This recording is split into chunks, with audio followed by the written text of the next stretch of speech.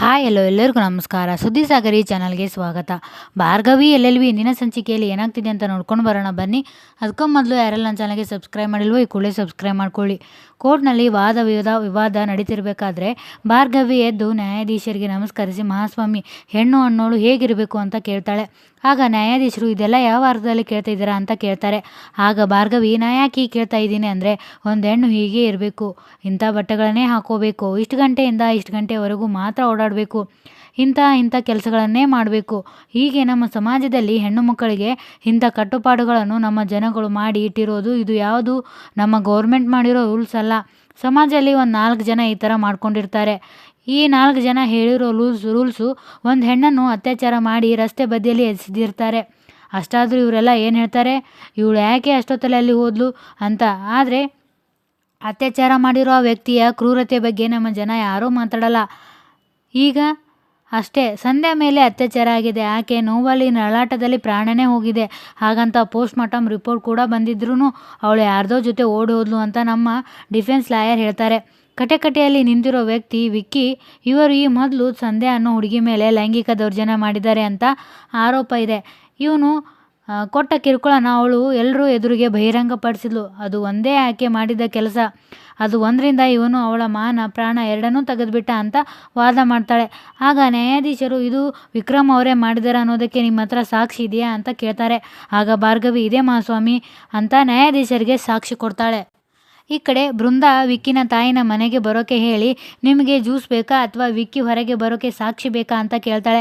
ಅದಕ್ಕೆ ವಿಕ್ಕಿ ತಾಯಿ, ಏನು ಬೃಂದಾ ಹುಡುಗಾಟ ಆಡ್ತಾ ಇದೆಯಾ? ಭಾರ್ಗವಿ ನಿನ್ನ ತಂಗಿ, ನೀನು ನಿನ್ನ ಸಂಭಾಳಿಸ್ತೀಯ ಅಂತ ನಾನು ನಿನ್ನ ನಂಬಿದೆ, ಆದರೆ ನಾವು ಮೋಸ ಹೋದ್ವಿ, ಈಗ ಕಾಪಾಡ್ತೀನಿ ಅಂತ ನಾಟಕ ಮಾಡ್ತಿದ್ಯಾ ಅಂತ ಕೇಳ್ತಾಳೆ.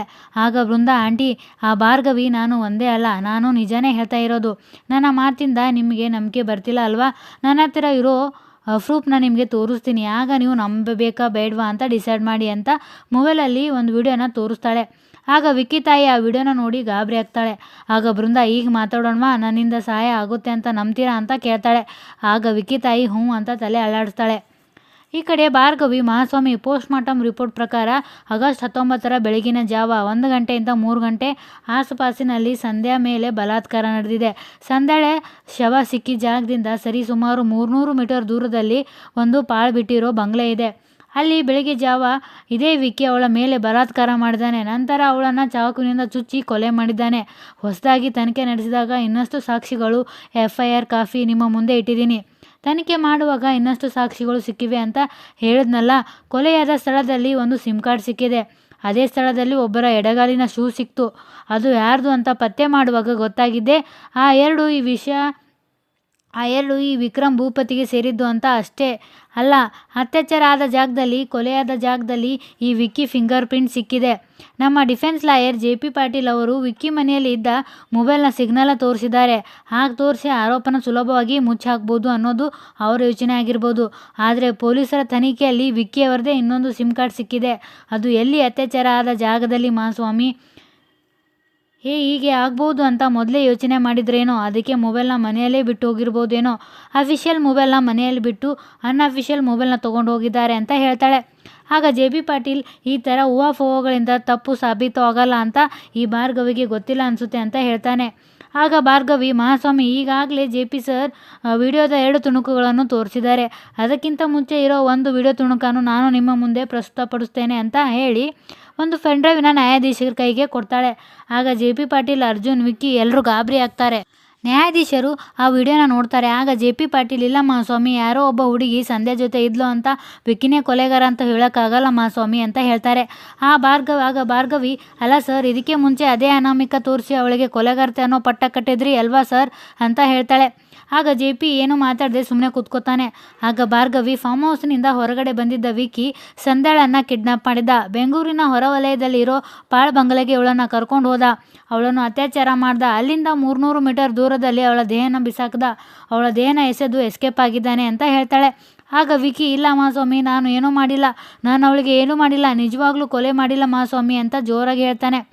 ಈ ಕಡೆ ಭಾರ್ಗವಿ ತಂದೆ ವಾದ ವಿವಾದ ನೋಡ್ತಾ, ನಮ್ಮ ಭಾರ್ಗವಿ ಎಷ್ಟು ಚೆನ್ನಾಗಿ ಪೈಂಟ್ಸ್ ಹಾಕ್ತಿದ್ದಾಳೆ ಅಲ್ವಾ, ಇದರಿಂದಲೇ ಗೊತ್ತಾಗುತ್ತೆ ನೀವು ಅವಳನ್ನು ಎಷ್ಟು ಸಪೋರ್ಟ್ ಮಾಡ್ತಿದ್ದೀರಿ ಅಂತ. ಆ ಜೆ ಪಿನ ನೋಡಿ ಒಳ್ಳೆ ಕರೆಂಟ್ ಶಾಕ್ ಹೊಡೆದಂಗೆ ಹೊಡೆದೋ ಥರ ಕೂತಿದ್ದಾನೆ. ಇಷ್ಟು ವರ್ಷದಲ್ಲಿ ಇವನನ್ನು ಸೋಲ್ಸೋರು ಇಲ್ಲ ಅಂತ ಬೀಗ್ತಾ ಇದ್ದ. ಈ ನಮ್ಮ ಭಾರ್ಗವಿ ಹಾಕ್ತಿದ್ದಾಳಲ್ಲ ಪಾಯಿಂಟ್ಸ್, ಕೊಡ್ತಿದ್ದಾಳಲ್ಲ ಸಾಕ್ಷಿ, ಇದನ್ನು ನೋಡಿಬಿಟ್ಟು ಮಾತೇ ಬರ್ತಿಲ್ಲ. ನೋಡ್ತಾ ಇರಿ ಹಳೆ ಅಂದರೆ ಅಂತ ಅರ್ಜುನ ಮುಂದೆ ಹೇಳ್ತಾನೆ. ಆಗ ಅರ್ಜುನ್ ಏನೋ ಮಾತಾಡಬೇಕು ಅಂತ ಗೊತ್ತಾಗದೆ ಸುಮ್ಮನೆ ಕೂತಿರ್ತಾನೆ. ಆಗ ಜೆ ಪಿ ಇದೆದ್ದು, ಮಹಾಸ್ವಾಮಿ ಈ ವಿಡಿಯೋದಲ್ಲಿ ಅನಾಮಿಕ ಹುಡುಗಿಯ ಮುಖನೇ ಕಾಣ್ತಿಲ್ಲ, ಮೊದಲು ಅವಳು ಯಾರು ಅಂತ ತನಿಖೆ ಆಗಬೇಕು, ಆಮೇಲೆ ಭಾರ್ಗವಿ ಹೇಳ್ತಿರೋದೆಲ್ಲ ಸುಳ್ಳು ಅಂತ ಸಾಬೀತಾಗುತ್ತೆ ಅಂತ ಹೇಳ್ತಾನೆ. ಆಗ ಭಾರ್ಗವಿ ಅದರ ಅವಶ್ಯಕತೆ ಇಲ್ಲ ಮಹಾಸ್ವಾಮಿ, ಅನಾಮಿಕಾ ಅನ್ನೋ ಹುಡುಗಿ ಇಲ್ಲಿಗೆ ಬಂದಿದ್ದಾಳೆ, ನೀವು ಪರ್ಮಿಷನ್ ಕೊಟ್ಟರೆ ಅವಳನ್ನು ಕೋರ್ಟಿಗೆ ಹಾಜರುಪಡಿಸ್ತೀನಿ ಅಂತ ಹೇಳ್ತಾಳೆ. ಆಗ ಅನಾಮಿಕಾ ಕೋರ್ಟ್ ಒಳಗೆ ಬರ್ತಾಳೆ. ಎಲ್ಲರೂ ಅವಳನ್ನು ನೋಡಿ ಗಾಬರಿ ಆಗ್ತಾರೆ. ಆ ಅನಾಮಿಕಾ ಬಂದು ಕಟಕಟೆ ಒಳಗೆ ನಿಂತು ನ್ಯಾಯಾಧೀಶರಿಗೆ ನಮಸ್ಕಾರ ಮಾಡಿ ನಿಲ್ತಾಳೆ. ಭಾರ್ಗವಿ ಅವಳ ಹತ್ರ ಬಂದು ಮುಖಕ್ಕೆ ಕಟ್ಟಿರೋ ವೇಲನ್ನು ತೆಗಿ ಅಂತಾಳೆ. ಆಗ ಅನಾಮಿಕಾ ವೇಲನ್ನು ತೆಗಿತಾಳೆ. ಅವಳ ಮುಖವನ್ನು ನೋಡಬೇಕು ಅಂತ ಎಲ್ಲರೂ ಕಾತರದಿಂದ ಕಾಯ್ತಿರ್ತಾರೆ. ಆಗ ವಿಕ್ಕಿ ಅವಳನ್ನು ನೋಡಿ ಗಾಬರಿಯಾಗಿ, ಇವಳು ಇನ್ನೂ ಬದುಕಿದ್ದಾಳ ಅಂದರೆ ಇಷ್ಟು ದಿನ ಆಟ ಆಡಿಸಿದ್ದು ಈ ಅನಾಮಿಕಾ ಇವಳ ಅಂತ ಮನಸ್ಸಿನಲ್ಲೇ ಅನ್ಕೋತಾನೆ.